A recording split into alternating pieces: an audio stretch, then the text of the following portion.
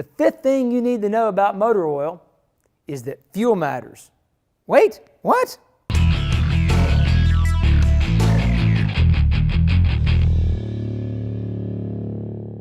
I'm Lake Speed Jr., certified lubrication specialist and member of the Society of Tribologists and Lubrication Engineers.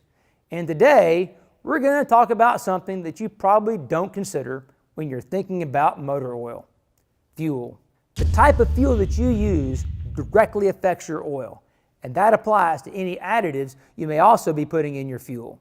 I could talk to you all day about fuel and what it can do to an engine, but for now, let's stick to what's called the oil-to-fuel ratio.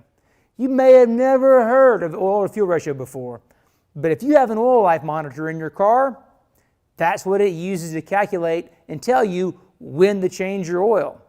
In reality, your engine's not sampling the oil and analyzing it. Instead, it uses the oil-to-fuel ratio to calculate and tell you when to change your oil. Simply put, the more fuel that gets in the oil, the shorter the oil life and the worse the lubricant performs.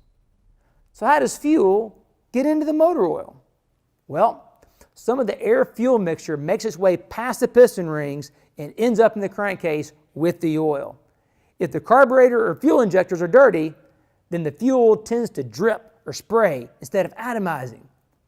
These droplets of fuel can mix with the oil on the cylinder walls and leak back down into the crankcase. But why is this bad for the oil?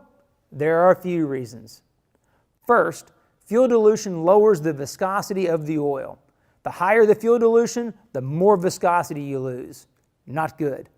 Second, the fuel is not as stable as the oil, so higher levels of fuel dilution lead to a faster breakdown of the motor oil.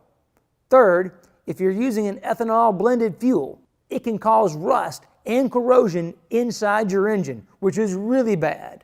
Fortunately, some fuel additives can keep both injectors and carburetors clean and working properly.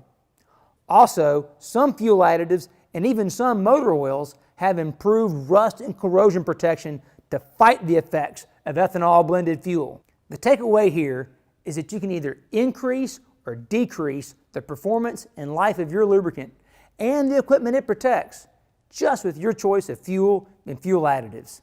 I'm Lake Speed Jr., and I hope this video series was eye-opening to some of the things you might not have considered about oil and lubricants. I know I've made each of these mistakes at some point, but now I know the facts, and so do you.